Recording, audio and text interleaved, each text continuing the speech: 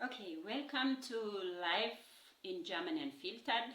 My name is Gloria, your host, and we are lucky today to have our guest. I think I'll give our guest time to introduce himself. And before he's doing that, thank you very much, our subscribers, followers. Thank you for the likes and comments. Kindly continue subscribing, liking, and leaving a comment. And this is going to help us to grow our page. And we are happy that you have taken your time to watch and support us. Kindly, our guest, introduce yourself. So, my name's Jimnaga Njoroge. I am a Kenyan living in Germany. To be more precise, I'm in a state called Hessen. I don't know whether it's up there in the south or southwest. I think it should be somewhere. Yes, in a city called Wiesbaden. So I've been living in Germany for 2 years now. I actually started my third year is going to start next year around April.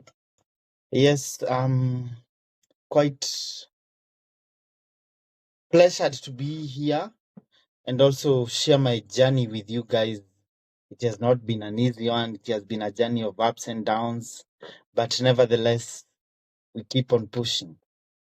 So apart from that, I'm a physiotherapist by profession,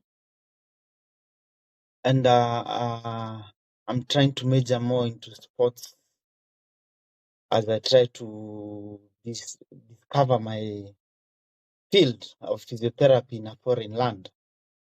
Yeah. So basically, that's me for now. Okay, thank you very much and welcome to Germany. It's really a pleasure to be with us today. And I will take you back because you really moved me a little bit ahead, but you will take me back.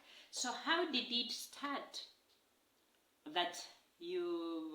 How was it? You were Kenyan. How did it start for you to have the idea that I want to go to Germany and this is what I want to do? Please kindly tell us how it began.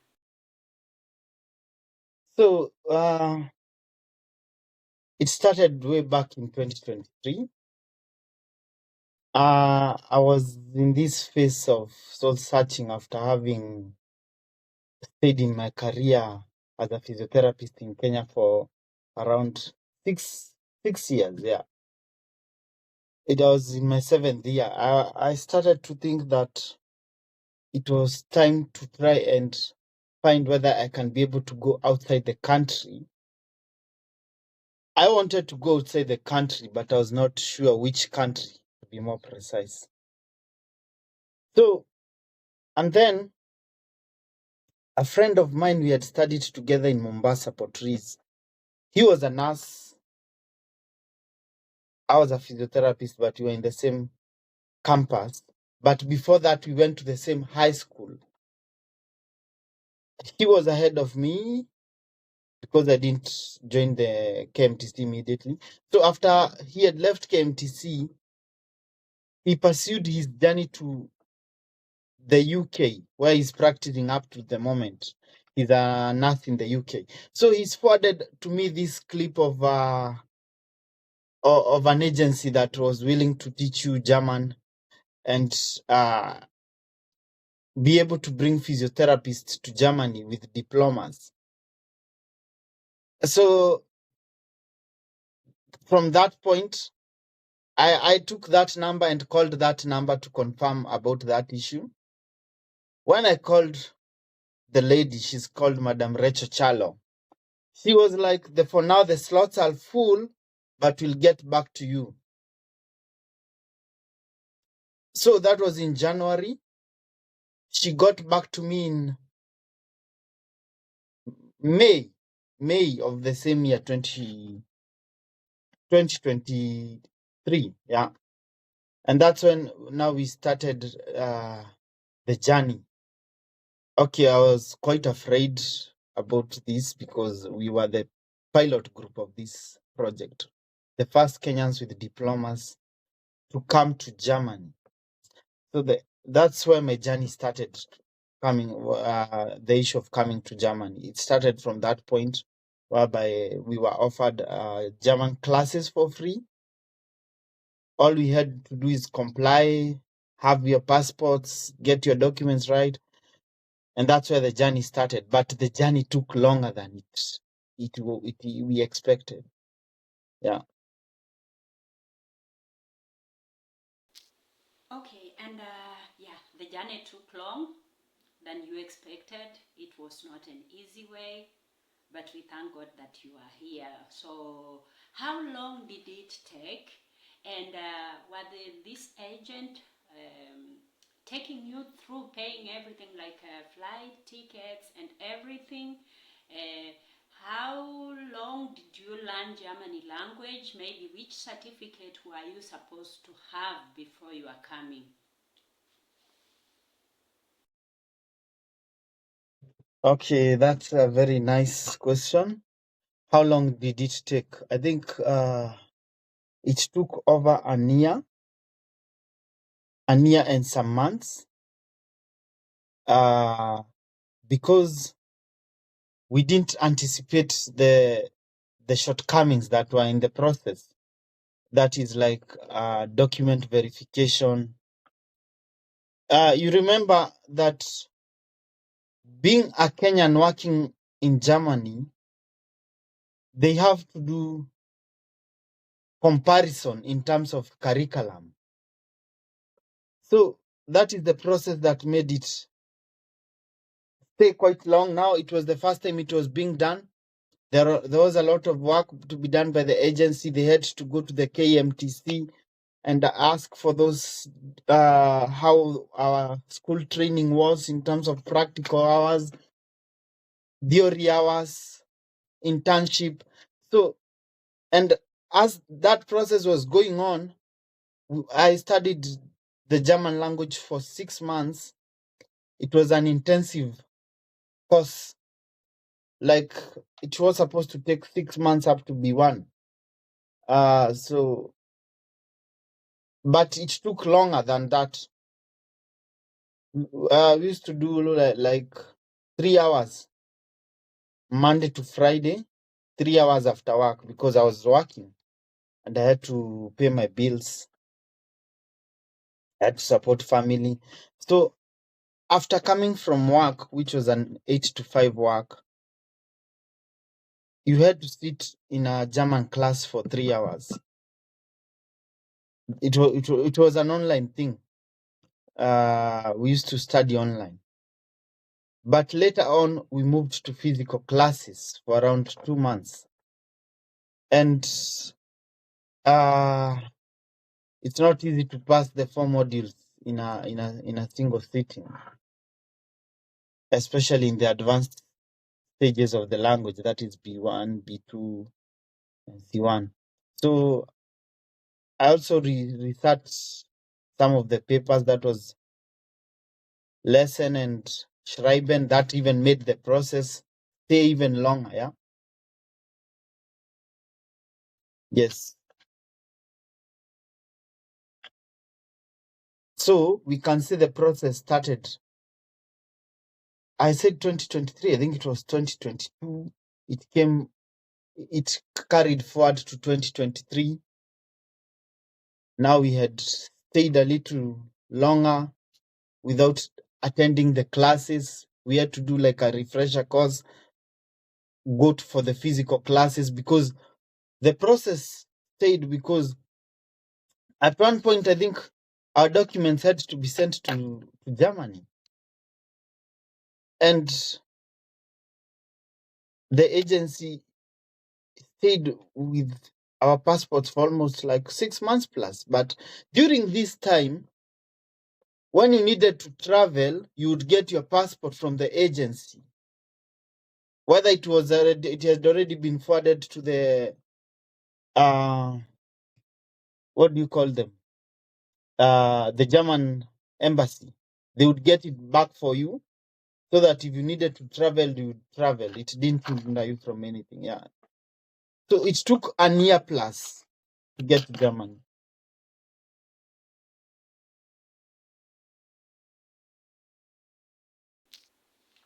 Oh, sorry. This is how life can humble you. And I think this was bringing you close to your God. I think so. Okay. Kindly, were you praying? Not even praying. It had reached on the verge of giving up. Have you ever reached that phase where you say that, God, I think I've given my best. If I'll ever go to Germany, I'll go. But at this point, I'll try to move on with my life. Of course, it had a very huge impact on my life because I had to switch my long-term plans as I waited for this. But it reached a point and I was like, let me just continue with my life. If it's ever going to come, it's going to come. Yeah. Okay, and so we thank God that everything was a success. And they normally say that God's time is the best time. So then came this day when you got everything and you had to come to Germany. So how was the situation now that you have a family? I don't know. Are you married? Maybe if not, you have a family, your parents, your brothers and sisters. How was it before you took off? So the moment I realized that the dream of coming to Germany was coming nearer is when I passed my B1 reading and listening. Those were the two major obstacles for me. So the day I passed, and I did the exam in Nairobi. I did it in Mombasa. I failed. I redid it in Nairobi. That's when I passed. So when I passed is when I knew that finally it was coming home. It was the day I passed that exam. It was unbelievable. And I remember one of the exams I got exactly 60. So from the previous I got a 57 out of, when the pass mark was 60. You have to remember that the questions are 30, so they convert it into a percentage. So for you to have the 60% pass mark, you have to get 18 out of 30. So previously, I got a 57, so meaning I got a 17, which is very sad. You'd rather fail terribly than fail with with a thin margin. So it was actually painful, but at that point, that's when I realized the dream to Germany was coming true. So after that, as I was waiting for now the visa, after you get your results, you had to forward the results, the B1, to the embassy. And after forwarding it to the embassy, now it's between you and your God. After forwarding the B1 certificate to the embassy, all you had to do is sit and wait for a call or a message from G4S to pick your visa or ask where it should be dropped. And I remember I stayed, as I was waiting for this visa, I was in town where my family lived. And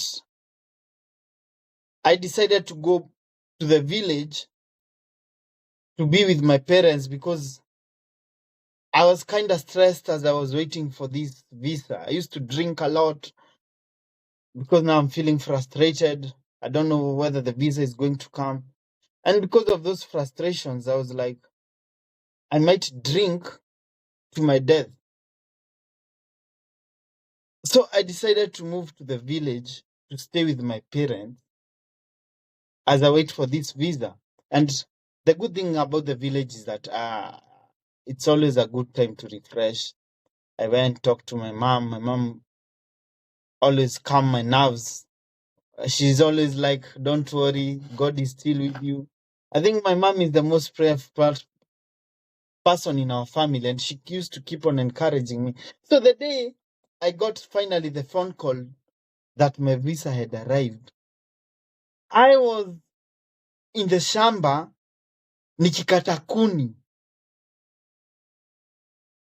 Yes, I got a call and come for your visa. Idropiwe wapi?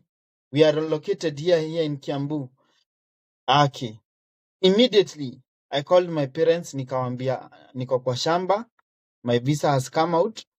So, I finished. I was so excited. I felt like niachane na hiyo kazi kwanza. So, I finished.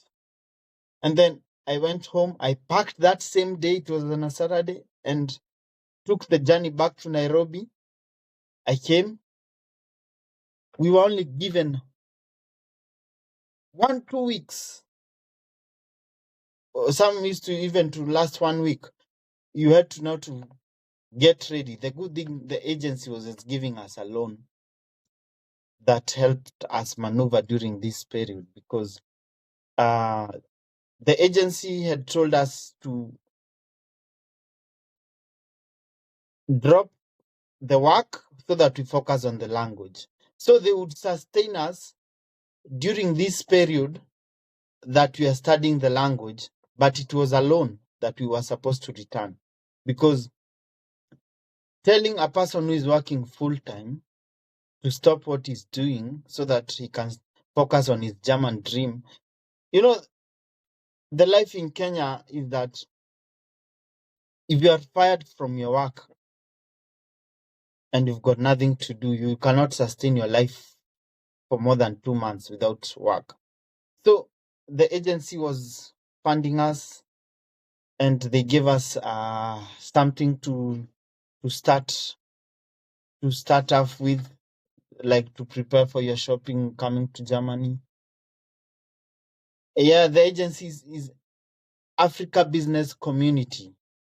They major in physiotherapists, nurses, dentists, and I'm not sure whether they have expanded, but you can also check them out. So that is how I ended up coming to Germany, and I finally landed in Germany. And from there onwards, Nisa God. Yeah.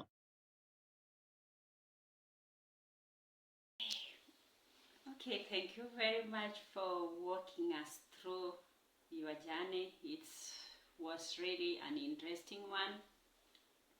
Yeah, and it's not easy. For you who is watching us, kindly, for you to have a smooth way to come to Germany, no matter how long you are going to wait, people are waiting even 5 years, kindly learn the language.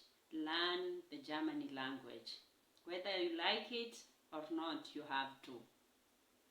So, now you arrived in Germany. What was the culture shock when you arrived in Germany?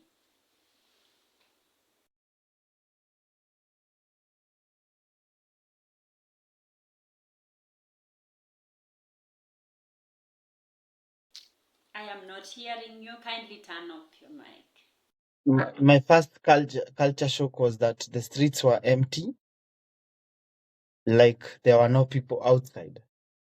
You know the busty life that we are used to in Kenya, whereby you see kids outside, everybody up and down on their due, jobs and everything. So what I noticed is that there were a lot of cars, but there were not a lot of people, and I didn't know whether we were in a busy town, whether we were in a small town, but I couldn't understand why the streets were empty. Yeah, that was the first culture shock that I experienced. Hiyo tu wingi wa watu kutoona watu nje. Yeah, that was the biggest culture shock, by the way. I don't remember. Of course, kulikuwa na zingine, but that was the biggest. And now, after landing in Germany, it was like, what next? We've landed. My biggest fear was that I had not grasped the language. You know, the German language has got this thing whereby it humbles you very well. One day you wake up thinking you know German until you hear a different accent or you hear a new vocabulary. And you're like, now this is something I haven't heard. I don't even know the meaning. So that was my biggest fear, like how we were going to communicate, and yet, learning the language in class plus practicing it in real life are two different things. Because in class, what you learn is more programmed, is more something that you expect a specific answer. But with time, especially depending on your area of work, your German improves with time. Yeah. Though sometimes I still feel like maybe I should go back to class and to reach the B2 level or review my B1. I don't know. I'm still thinking about it, but in the meantime, we are very much focused on making euros because it's the main thing that brought us here. Yeah. Okay. Let it not worry you so much, but I think sometimes it should worry you because I have been here also almost 5 years, and I am lucky. I think someone who has been following us on my channel, I shared my story, how I came. So for me, I needed just A2 to come, and I had to continue learning Germany for until B1 for me to have my permanent residential permit in Germany. Niederlassung Erlaubnis. So in the course of the day, me also with my 5 years, I still not speak well, and I even meet people who have 10, 15 years, and I still see there is a problem. So learning a language is like driving, maybe going to driving school, and if you don't do exercises, then you will forget everything that you learned. So it's no problem. With time we will know. Don't worry. Okay, maybe did you have challenges with the weather?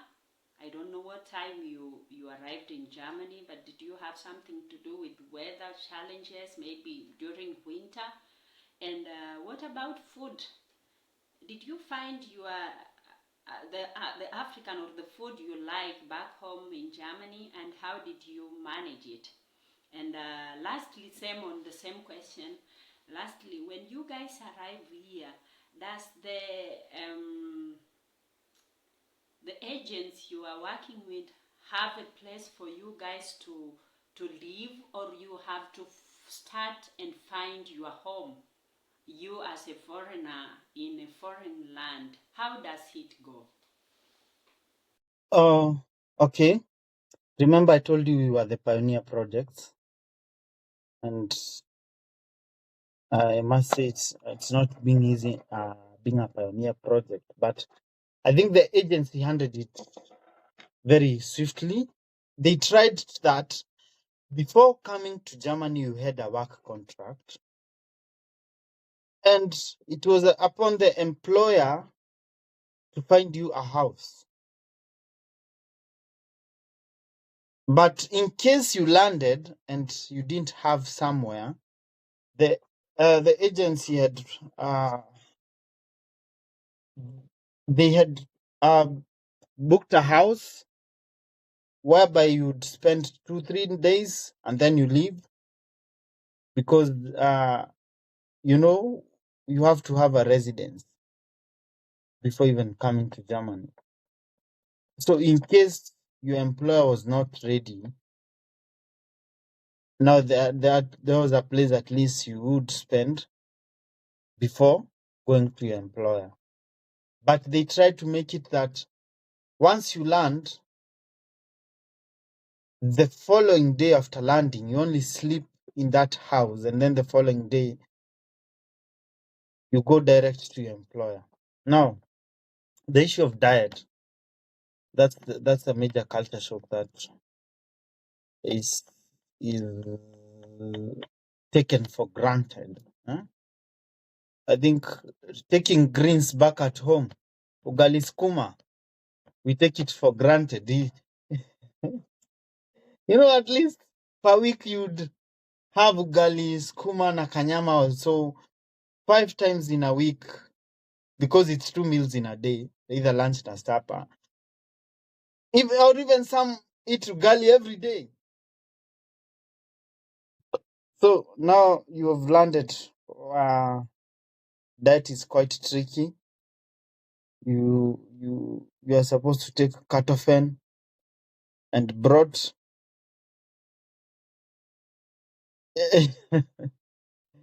So, and they say if you are a real African, sometimes it's hard to survive on this diet. So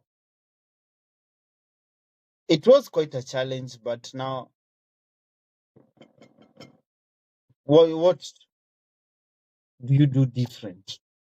Because you are here and the meals that are served are not anything you used to eat back at home. And the fact that huwezi enda kwa mama mboga, mama wa kibanda uitishe chapati madodo, what I came to learn is that healthy food is expensive here in Germany, and fast food is cheap. Like KFC, McDonald's, it's 6-7 euros on 2-3 pieces of chicken. But if you want a good healthy meal, you have to spend like from 15 euros and so forth, up to 25 euros. So that was something that I discovered. And you see, because of the fertilizers and everything they use here, you can become very huge. Actually, most people do it. I think hapo kwa diet, I was 74 kgs when I was coming to Germany.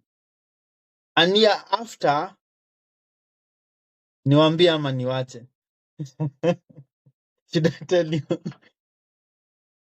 Like, I'm 88 kgs. Only 2 kilos nifike 90 kgs. But the good thing is that I'm a physiotherapist. And I always know how to tame my weight. But that is something. It's a conversation that we can never have enough of it. So if you have to eat healthy here in Germany, you have to spend. You see, an avocado goes for 2-3 euros. A mango goes for 2-3 euros. What else? Like, most of the time, it's hard to get melon that is cut into slices. Okay, you'll get in some supermarkets, but not all supermarkets. Like pineapple that is slashed into slices, it's hard. Sometimes, in Kenya, we were used to those small groceries. areas. So unapata mtu amespecialize kwa fruit, so ameschnitten. Sasa angalia naweka Kijerumani. Amekatakata kidogo kidogo 20 pieces za 20, you go eat there, na unatupa karatasi hapo. So hiyo ni eat and go. Hiyo eat and go huku hakuna, ni you carry, like hakuna hizo vibanda zenye tulikuwa tumezoea huko Kenya. Ukipita mahali unauma kamelon, kama we ni bachelor unakula chapati smocha, unaenda kulala, hiyo hesabu ya kupika hiyo day una minus. So the other issue you've addressed is the issue of weather. That's yes, the issue of weather is now, it's also something. And when it comes to long-term thinking of whether you'll want to stay in Germany, you have to take a consideration for that, the weather. Because I'm not a fan of extreme temperatures. Whether extreme cold or extreme heat. We love the weather in Nairobi. The weather, but it's always cool. Ikianguka. Sasa nikirudi Kenya. Sio 15 degrees nitakuwa nasikia niko comfortable sana. You know? But the issue of weather here is not a joke. The issue of weather shapes your social life here in Germany. And it's the reason you see most Kenyans abroad are on TikTok. Right now it's summer. Right now it's summer and it's an advantage. We are outside. But during winter, you are indoors. The best you can do is, guys, tap the screen, you know. So, but you cannot underrate the social media effect. Now, you can imagine the previous generations, watu walikuja huku kitambo wakati simu hazikuwa na FaceTime like WhatsApp. I don't know whether you guys are trying and are resonating with me. There was no FaceTime. At least nowadays there's FaceTime. So I believe that the social media thing is really helping a lot. It also serves as an escapism for some people here in abroad. It's when you've had a rough day at work, or it's that winter and it's cold and you're just staying in the house. You know, it gets so cold, sometimes you feel like your brains are shrinking because even of the lack of vitamin D. You see, I'm not very consistent in taking vitamin D, and I believe I've suffered the effects of not taking vitamin D. So I'm hoping this winter that is coming, I'm going to adhere strictly to my vitamin Ds. So the issue of whether it's something that cannot be neglected. Like right now we are heading to a heat wave. We are expecting a heat wave. That is extreme temperatures. I don't know whether the host kama ako na AC kwa nyumba. The host. Sina.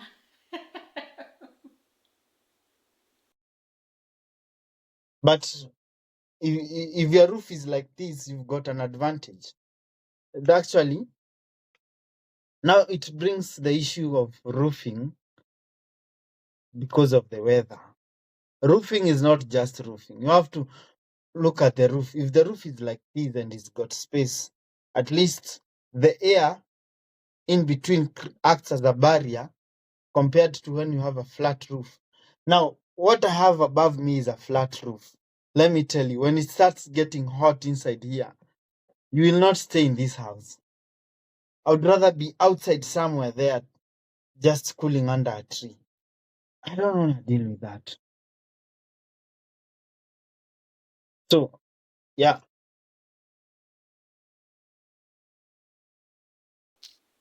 Okay, I would like we have a 5 minutes break, and then we do a part two of our session. So kindly please have some water. Yeah, for 5 minutes, and then we can continue.